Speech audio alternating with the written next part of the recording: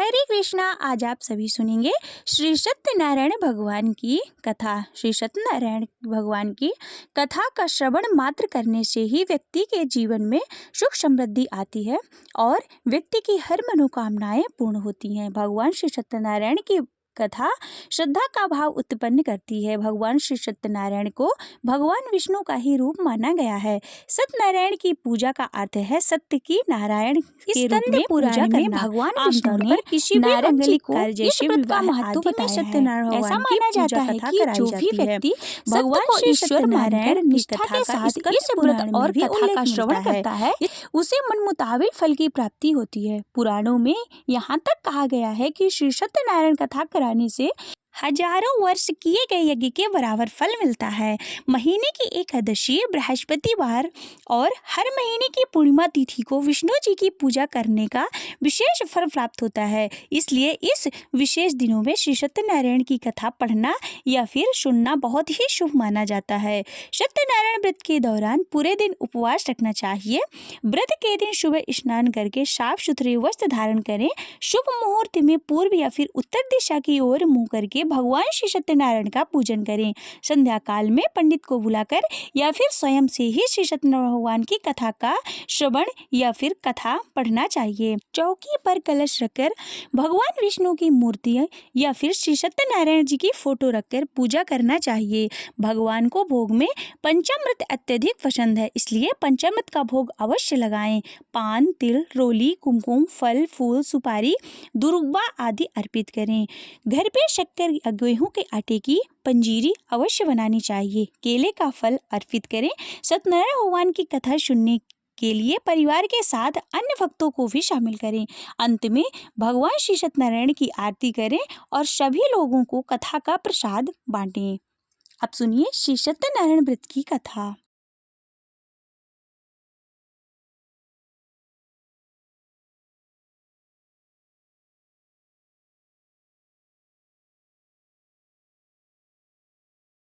था पहला अध्याय।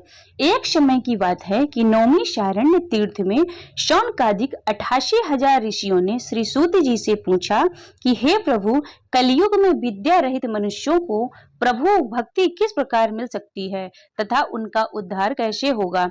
हे मुनि श्रेष्ठ, कोई ऐसा तप बताइए जिसको थोड़ी समय में ही पुण्य मिले और मनवांछित फल की प्राप्ति हो जाए।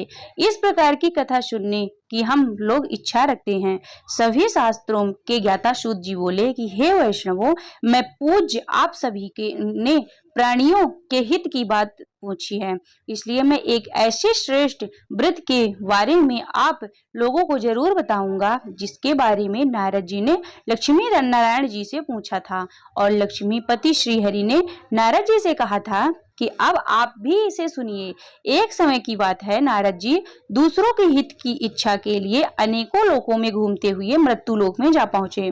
वहां उन्होंने अनेक योनियों में जन्मे सभी मनुष्यों को अपने कर्मों के अनुसार पीड़ा झलकते हुए देखा। उनका दुख देखकर नारद जी सोचने लगे कि ऐसा क्या किया जाए जिससे निश्चित रूप से मानव के दुखों का अंत हो जाए। इसी विचार पर मनन करते हुए वह विष्णु लोक में गए। वहां पर नारायण की स्तुति करने लगे और बोले कि हे भगवान, आप अत्यंत शक्ति से संपन्न हैं। निर्गुण स्वरूप सृष्टि के कारण भक्तों के दुख को दूर करने वाले आपको मेरा प्रणाम है। नारद जी की स्तुति सुनकर विष्णु भगवान बोले कि हे मुनिश्रेष्ठ, आपके मन में क्या बात है, उसे निसंकोच कहो। इस पर नारद जी बोले कि मृत्यु लोक में अनेक योनियों में जन्मे मनुष्य अपने कर्मों द्वारा अनेक दुख से दुखी हो रहे हैं। हे प्रभु, आप तो ये बताइए कि मनुष्य थोड़े ही प्रयास से अपने दुखों से कैसे छुटकारा पा सकते हैं। तब श्री हरि बोले कि हे नारद, मनुष्यों की भलाई के लिए तुमने बहुत ही उत्तम प्रश्न पूछा है। स्वर्ग लोक व मृत्यु लोक दोनों में एक दुर्लभ उत्तम व्रत है जो पुण्य देने वाला है। आप आज प्रेम वश होकर मैं उसे तुमसे कहता हूँ। श्री सत्यनारायण भगवान का व्रत अच्छी तरह विधि पूर्वक करके मनुष्य तुरंत ही यहाँ सुख भोग कर मरने पर मोक्ष पाता है। श्री हरि के वचन को सुनकर नारद जी बोले कि उस व्रत का क्या फल है प्रभु, और उसका विधान क्या है, यह व्रत किसने किया था, इस व्रत को किस दिन करना चाहिए, आप सब कुछ विस्तार से बताएं।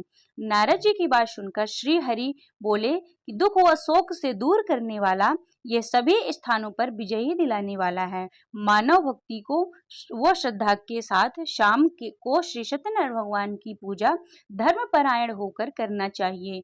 ब्राह्मण और बंधुओं के साथ करने से के साथ साथ ही यथाशक्ति अनुसार भक्ति भाव से भगवान को भोग लगाएं, आरती गाएं और ब्राह्मणों सहित बंधु बांधवों को भी भोजन कराएं। उसके बाद स्वयं भोजन करें, कीर्तन भजन के साथ भगवान की भक्ति में लीन हो जाएं। इस तरह से सत्यनारायण भगवान का व्रत करने पर मनुष्य की सारी इच्छाएं निश्चित रूप से पूरी होती हैं। इस कलिकाल अर्थात कलयुग में मृत्यु लोक में मोक्ष का यही एक सरल उपाय है। इति श्री सत्यनारायण व्रत कथा प्रथमो अध्याय संपूर्ण। भजवन नारायणे नारायणे नारायणे श्रीमन्नारायणे नारायणे नारायण। दूसरा अध्याय। श्री सूत जी बोले कि हे द्विजो, अब मैं पुनः पूर्व काल में जिसने इस सत्यनारायण व्रत को किया था उसे भली भांति विस्तार पूर्वक कहूंगा। रमणीय काशी नामक नगर में कोई अत्यंत निर्धन ब्राह्मण रहता था। भूख और प्यास से व्याकुल होकर वह प्रतिदिन पृथ्वी पर भटकता रहता था। ब्राह्मण प्रिय भगवान ने उस दुखी ब्राह्मण को देखकर वृद्ध ब्राह्मण का रूप धारण करके उस द्विज से आदर पूर्वक पूछा कि हे विप्र, प्रतिदिन अत्यंत दुखी होकर तुम कहाँ पृथ्वी पर भ्रमण करते रहते हो? हे द्विज श्रेष्ठ, यह सब बतलाओ, मैं सुनना चाहता हूँ। भिक्षा के लिए ही ब्राह्मण बोला, हे प्रभु, मैं अत्यंत दरिद्र ब्राह्मण और भिक्षा के लिए ही पृथ्वी पर भ्रमण करता हूँ। यदि मेरी इस दरिद्रता को दूर करने का कोई उपाय जानते हैं तो कृपा पूर्वक बतलाइए। वृद्ध ब्राह्मण बोले कि हे ब्राह्मण देवता, सत्यनारायण भगवान विष्णु भगवान के अभीष्ट फल को देने वाला है। हे विप्र, तुम उसका उत्तम व्रत करो जिसके करने से मनुष्य सभी दुखों से मुक्त हो जाता है। व्रत के विधान को भी ब्राह्मण ने यत्न पूर्वक कहकर वृद्ध ब्राह्मण रूप धारी भगवान विष्णु वहीं पर अंतर्ध्यान हो गए। ब्राह्मण ने कहा कि उस व्रत को अच्छी प्रकार से वैसे ही करूंगा। यह सोचता हुआ उस ब्राह्मण को रात में नींद नहीं आई। अगले दिन प्रातःकाल उठकर सत्यनारायण भगवान का व्रत करूंगा, ऐसा संकल्प करके वह ब्राह्मण भिक्षा के लिए चल पड़ा। उस दिन ब्राह्मण को भिक्षा में बहुत सा धन प्राप्त हुआ। उसी दिन ने बंधु बांधवों के साथ भगवान सत्यनारायण का व्रत किया। इस व्रत के प्रभाव से वह श्रेष्ठ ब्राह्मण सभी दुखों से मुक्त होकर समस्त संपत्तियों से संपन्न हो गया। उस दिन से लेकर प्रत्येक महीने उसने यह व्रत किया। इस प्रकार भगवान सत्यनारायण के व्रत को करके वह श्रेष्ठ ब्राह्मण सभी पापों से मुक्त हो गया और उसने दुर्लभ मोक्ष पद को प्राप्त किया।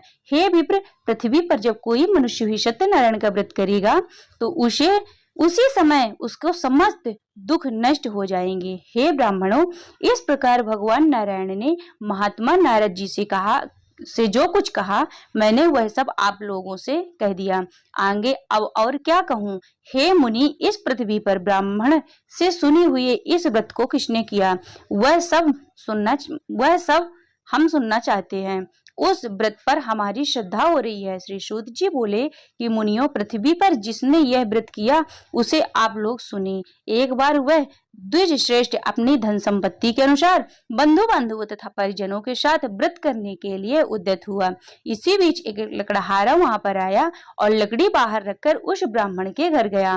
प्यास से व्याकुल हो उस ब्राह्मण को व्रत करता हुआ देख प्रणाम करके उसने बोला कि हे प्रभु, आप ये सब क्या कर रहे हैं?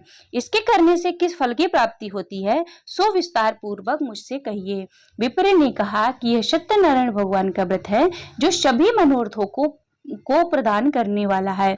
उसी के प्रभाव से मुझे सब महान धन धान्य आदि प्राप्त है। जल पीकर तथा प्रसाद ग्रहण करके वह नगर चला गया। सत्यनारायण देव के लिए मन में ऐसा सोचने लगा कि आज लकड़ी बेचने से जो भी धन प्राप्त होगा उसी से भगवान सत्यनारायण का व्रत करूंगा। इस प्रकार मन से चिंतन करता हुआ उसने लकड़ी को मस्तक पर रखकर एक सुंदर नगर में गया जहां धन संपन्न लोग रहते थे। उस दिन उसके लकड़ी का दुगना मूल्य प्राप्त हुआ। उसके बाद प्रसन्न हृदय होकर वह पके हुए केले, फल, शर्करा, घी, दूध और गेहूं का चूर्ण सवाया मात्रा में लेकर अपने घर आया। तत्पश्चात उसने अपने बंधुओं को बुलाकर विधि विधान से भगवान श्री सत्यनारायण का व्रत किया। उस व्रत के प्रभाव से वह भी धन पुत्र से संपन्न हो गया और इस लोक में अनेक सुखों का उपभोग कर अंत में सत्यपुर अर्थात बैकुंठ लोक चला गया। इति श्री सत्यनारायण व्रत कथा द्वितीय अध्याय समाप्त। श्रीमन्नारायणे नारायणे नारायणे भजमन्नारायणे नारायणे नारायणे बोलो नारायणे नारायणे नारायण। तीसरा अध्याय। सूत जी बोले, हे श्रेष्ठ मुनियों, अब आगे की कथा कहता हूँ। पहले समय में उल्लवका मुख नाम का एक बुद्धिमान राजा था। वह सत्यवक्ता और जितेंद्रिय था। प्रतिदिन देवस्थानों पर जाता और निर्धनों को धन देकर उनके कष्टों को दूर करता था। उनकी पत्नी कमल के समान मुख वाली तथा सती साध्वी थी। भद्रशिला नदी के तट पर उन दोनों ने श्री सत्यनारायण भगवान का व्रत किया।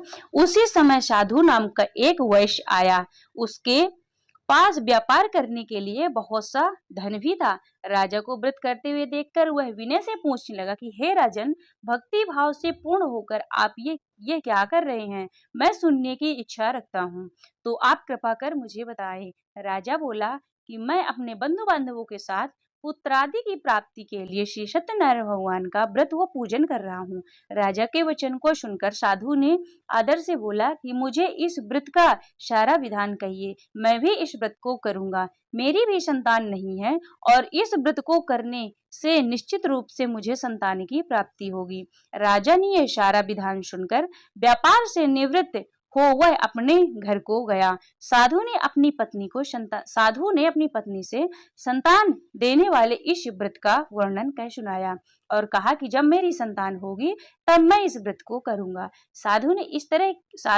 इस तरह के वचन अपनी पत्नी लीलावती से कहे। एक दिन लीलावती पति के साथ आनंदित हो सांसारिक धर्म से प्रवृत्त होकर सत्यनारायण भगवान की कृपा से गर्भवती हो गई। 10वें महीने उसके गर्भ से एक सुंदर कन्या ने जन्म लिया। माता पिता ने अपनी कन्या का नाम कलावती रखा। एक दिन कलावती की मां लीलावती ने अपने पति को याद दिलाया कि आपने सत्यनारायण भगवान के जिस व्रत का करने का संकल्प लिया था उसे करने का समय आ गया है, आप इस व्रत को करिए। साधु बोला कि हे प्रिय, इस व्रत को मैं उसके विवाह पर करूंगा। इस प्रकार अपनी पत्नी को आश्वासन देकर वह नगर को चला गया। साधु ने एक बार नगर में अपनी कन्या को सखियों के साथ देखा तो उसे लगा कि उसकी कन्या अब विवाह के योग्य हो गई है और उसने कन्या के योग्य वर ढूंढना शुरू कर दिया। एक दिन साधु की बात को ध्यान में रखते हुए एक नगर में पहुंचा, जहां वहां देखकर वह लड़की के लिए सुयोग्य वणिक पुत्र को ले आया। सुयोग्य लड़की को देखकर साधु ने बंधु बांधवों को बुलाकर अपनी पुत्री का विवाह कर दिया। लेकिन दुर्भाग्य की बात यह कि साधु ने अभी भी श्री सत्यनारायण का व्रत नहीं किया। इस पर श्री सत्यनारायण भगवान क्रोधित हो गए और शाप दिया कि अपने कार्य में कुशल साधु बनिया जवाई को लेकर समुद्र के पास स्थित होकर रत्नापुर सार नगर में गया। वहां जाकर दमान ससुर दोनों मिलकर चंद्रकेतु राजा के नगर में व्यापार करने लगे। एक दिन भगवान सत्यनारायण की माया से एक चोर सारा धन चुरा कर भाग रहा था और उसने राजा के सिपाहियों को अपना पीछा करते हुए देख चुराया हुआ धन वह वहां रख दिया जहां साधु अपने जमाई के साथ ठहरा हुआ था। राजा के सिपाहियों ने साधु वैश्य के साथ राजा का धन पड़ा देखा और वह उसे राजा के पास ले गए और कहा कि उन दोनों चोरों को हम पकड़ लाए हैं, आप आगे की कार्रवाई की आज्ञा दे। राजा की आज्ञा से उन दोनों को कठिन कारावास में डाल दिया गया और उनका सारा धन भी उनसे छीन लिया गया। श्री सत्यनारायण भगवान के श्राप से साधु की पत्नी बहुत ही दुखी हुई। घर में जो धन था उसे भी चोर चुरा कर ले गए। शारीरिक तथा मानसिक पीड़ा हो, भूख प्यास से अति दुखी हो, अन्न की चिंता में कलावती के ब्राह्मण के घर गई। वहां उसने श्री सत्यनारायण भगवान का व्रत होते हुए देखा। फिर कथा भी सुनी और वह प्रसाद ग्रहण कर रात को घर वापस आई। माता के माता निकलावती से पूछा कि हे पुत्री, अब तुम कहाँ थी? तेरे मन में क्या है? कलावती ने अपनी माता से कहा कि हे माता, मैं एक ब्राह्मण के घर में थी। श्री सत्यनारायण भगवान का व्रत देखा और कन्या के वचन को सुनकर लीलावती भगवान के पूजा की तैयारी करने लगी। लीलावती ने अपने परिवार और बंधुओं सहित श्री सत्यनारायण भगवान का पूजन किया और उनसे वर मांगा कि मेरे पति तथा जमाई शीघ्र घर आ जाएं। साथ ही वह यह भी प्रार्थना की कि हम सबका अपराध क्षमा करें। श्री सत्यनारायण भगवान इस व्रत से संतुष्ट हो गए और राजा चंद्रकेतु को स्वप्न में दर्शन देकर कहा कि हे राजन, तुम उन दोनों वैश्यों को छोड़ दो, तुमने उनका जो धन लिया है उन्हें वापस कर दो। अगर ऐसा नहीं हुआ तो मैं तुम्हारा धन, राज्य, संतान सब नष्ट कर दूंगा। राजा को यह सब कहकर वह अंतर ध्यान हो गए। प्रातः काल सभा में राजा ने अपना सपना सुनाया, फिर बोले कि उन दोनों को कैद से मुक्त कर सभा में लाओ। दोनों ने आते ही राजा को प्रणाम किया। राजा बोला, महानुभावों, भाग्यवश ऐसा कठिन दुख तुम्हें प्राप्त हुआ जिन्हें अब तुम्हें कोई भय नहीं है। ऐसा कहकर राजा ने उन दोनों को नए वस्त्र आभूषण पहनाए और जितना धन उनका लिया था उससे दुगुना धन वापस कर दिया और दोनों वैश्य अपने घर के लिए चल दिए। इति श्री सत्यनारायण व्रत कथा तृतीय अध्याय संपूर्ण। श्रीमन्नारायणे नारायणे नारायणे भजमन नारायणे नारायणे नारायण, बोलो नारायणे नारायणे नारायण। श्री सत्यनारायण भगवान की जय। चौथा अध्याय।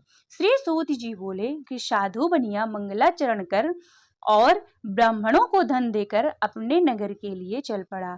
साधु के कुछ दूर जाने पर सत्यनारायण भगवान की उसकी सत्यता की परीक्षा के विषय में जिज्ञासा हुई। साधु, तुम्हारी नाव में क्या भरा है?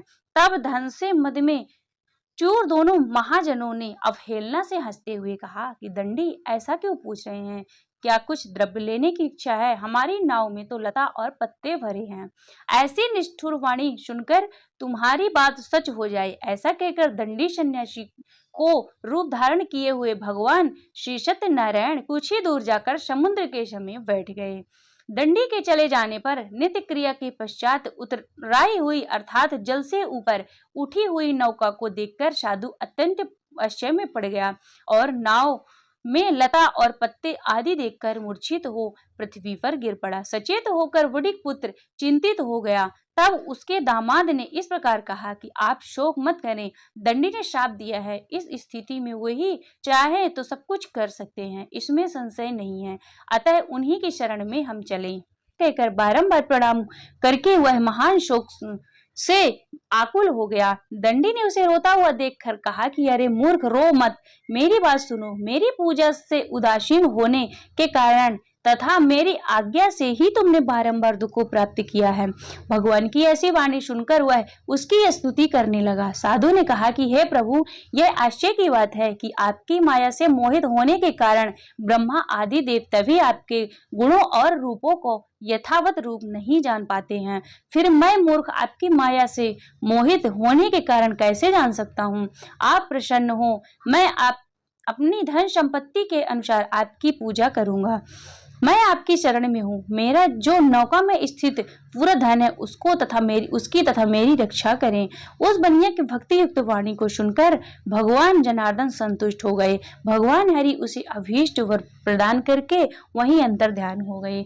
उसके बाद वह साधु अपनी नौका पर चढ़ा और उसे धन धान्य से परिपूर्ण देखकर भगवान सत्यदेव की कृपा से हमारा मनोरथ सफल हो गया, ऐसा कहकर स्वजनों के साथ उसने भगवान की विधि पूर्वक पूजा की। श्री सत्यनारायण भगवान की कृपा से वह आनंद परिपूर्ण हो गया और नाव को प्रयत्न पूर्वक संभालकर अपने देश के लिए प्रस्थान किया। साधु बनिया ने अपने दमान से कहा कि वह मेरी रत्नपुरी नगरी दिखाई दे रही है। इसके बाद उसने अपने धन की रक्षक दूत को अपने आगमन का समाचार देने के लिए अपनी नगरी में भेजा। उसके बाद उस दूत ने नगर में जाकर साधु की भार्या को देखकर हाथ जोड़कर प्रणाम किया तथा उसके लिए अभीष्ट बातें कही। सेठ जी अपने दामान तथा बंधु वर्गों के साथ बहुत सारे धन धान्य से संपन्न होकर नगर के निकट पधार गए हैं। दूत की मुख से यह सब बात सुनकर वह महान आनंदित हो विह्वल हो गई और उस साध्वी ने श्री सत्यनारायण भगवान की पूजा करके अपनी पुत्री से कहा कि मैं साधु के दर्शन के लिए जा रही हूँ, तुम शीघ्र आओ। माता की ऐसा वचन सुनकर व्रत को समाप्त करके प्रसाद का परित्याग कर कलावती ने भी पति के दर्शन करने के लिए चल पड़ी, जिससे भगवान श्री सत्यनारायण रुष्ट हो गए। उन्होंने कहा कि पति को तथा नौका को धन के साथ हरण करके जल में डुबो दिया जाए। इसके बाद कलावती कन्या अपने पति को न देखकर महान शोक से रुदन करती हुई पृथ्वी पर गिर पड़ी।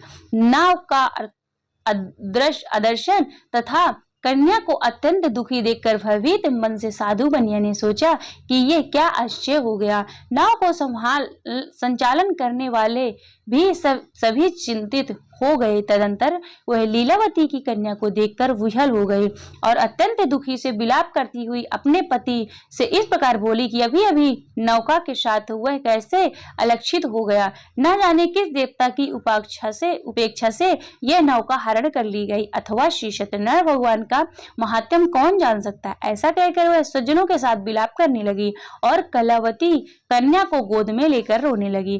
कलावती कन्या ने भी अपने पति के नष्ट हो जाने पर दुखी हो गई और पति की पादुका लेकर उसका आगमन करने के लिए उसने मन में निश्चय किया कि कन्या के इस प्रकार के आचरण को देखकर भार्या सहित वह धर्मज्ञ साधु बनिया अत्यंत शोक संतप्त हो गया और सोचने लगा कि यह तो भगवान श्री सत्यनारायण ने यह अपहरण किया है, अथवा हम सभी भगवान सत्यदेव की माया से मोहित हो गए हैं।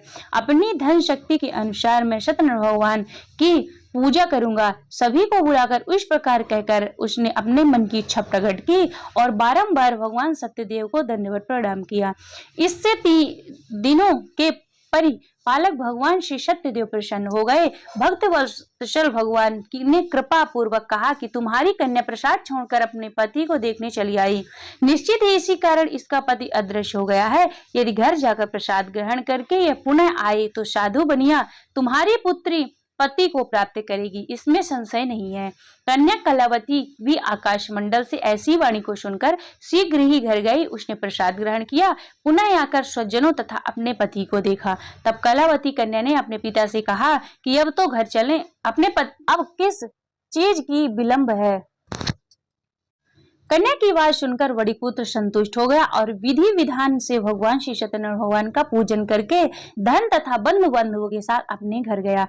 तदंतर पूर्णिमा तथा संक्रांति पर्व पर भगवान श्री सत्यनारायण का पूजन करते हुए इस लोक में सुख को भोग कर अंत में वह बैकुंठ लोक में चला गया। इति श्री सत्यनारायण व्रत कथा चतुर्थो अध्याय संपूर्ण। श्रीमन्नारायण नारायण नारायण भजमन्नारायण नारायण नारायण बोलो नारायण नारायण नारायण बोलो श्री सत्यनारायण भगवान की जय। 5वां अध्याय। श्री सूत जी बोले कि हे श्रेष्ठ मुनियों, अब इसके बाद मैं दूसरी कथा कहूंगा, आप लोग सुने। अपनी प्रजा का पालन करने से तत्पर तुंगध्वज नामक एक राजा था। उसने सत्यदेव का प्रसाद का परित्याग करके दुख प्राप्त किया। इसके बाद वह वन में जाकर वहां बहुत से पशुओं को मारकर वट वृक्ष के नीचे आया। वहां उसने देखा कि गोप गण बंधु बांधवों के साथ संतुष्ट होकर भक्ति पूर्वक भगवान सत्यदेव की पूजा कर रहे हैं। राजा को यह देखकर अहंकारवश न तो वहां गया और न ही उसे भगवान श्री सत्यनारायण को प्रणाम किया।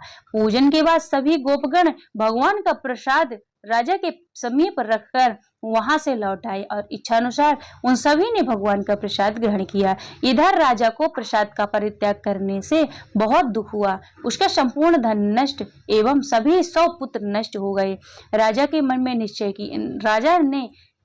निश्चय किया कि अवश्य ही भगवान श्री सत्यनारायण ने हमारा नाश किया है, इसलिए मुझे वहां जाना चाहिए जहां श्री सत्यनारायण भगवान की पूजा हो रहा है।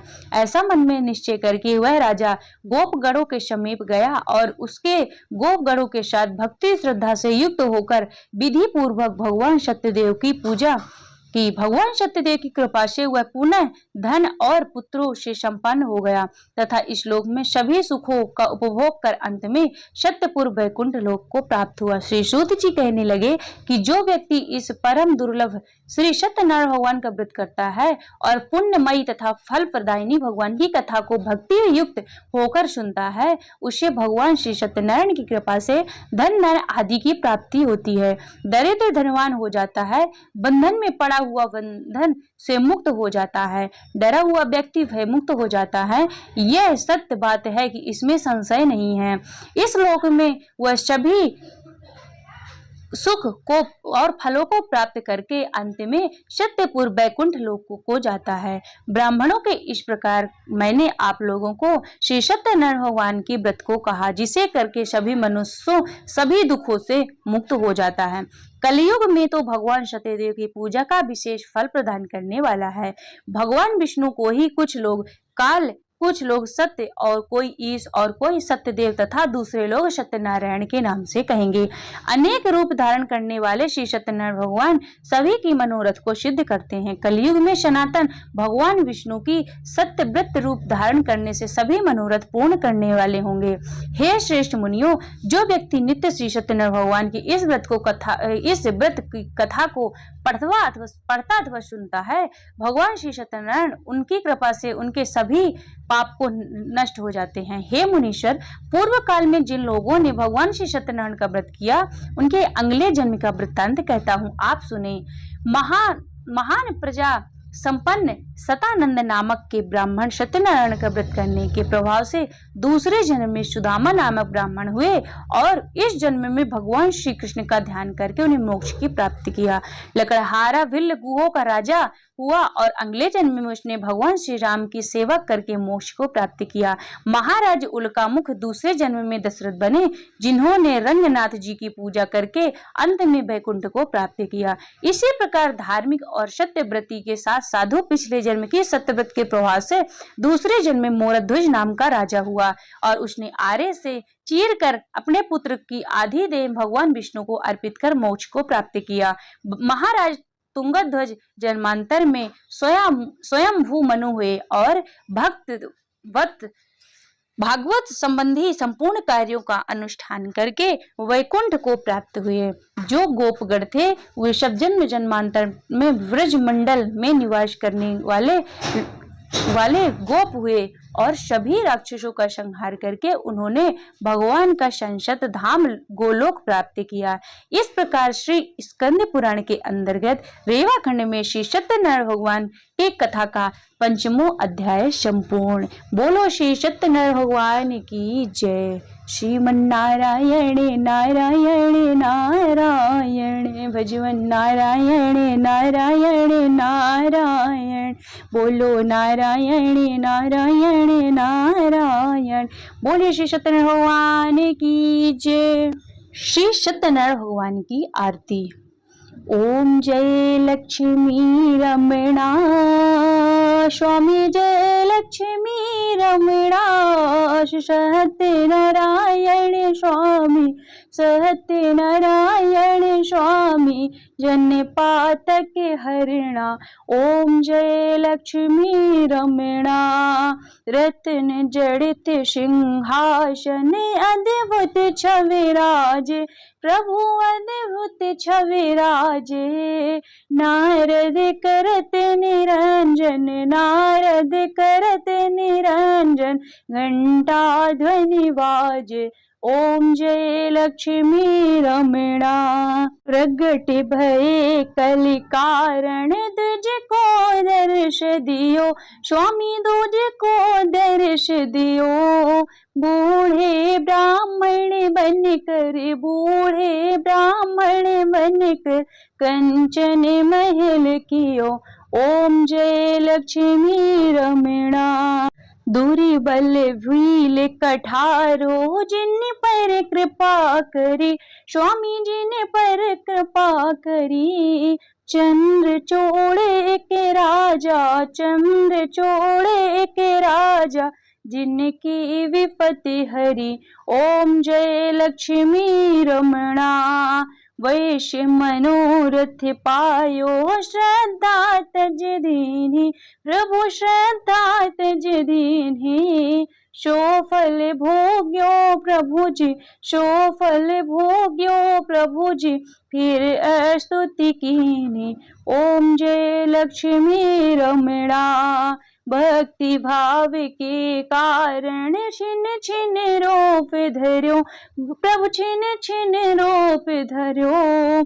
श्रद्धा धारण कीनी, श्रद्धा धारण कीनी, तिनको काज श्रेयो। ओम जय लक्ष्मी रमणा, ग्वाल बाल संग राजा, वन में भक्ति करी स्वामी, वन में भक्ति करी। मन वांछित फल दीन, मन वांछित फल दीन, ओ दीन दयाल हरि। ओम जय लक्ष्मी रमणा, चढ़ते प्रसाद शवायो, कंदले फल मेवा स्वामी, कंदले फल मेवा। धूप दीप तुलसी से, धूप दीप तुलसी से, राजीशत देवा। ओम जय लक्ष्मी रमणा, श्री सत्यनारायण जी की आरती जो कोई नर गावे स्वामी, जो कोई नर गावे। तन मन सुख संपत्ति, मन वांछित फल पावे। ओम जय लक्ष्मी रमणा, ओम जय लक्ष्मी रमणा, स्वामी जय लक्ष्मी रमणा। सत्यनारायण स्वामी।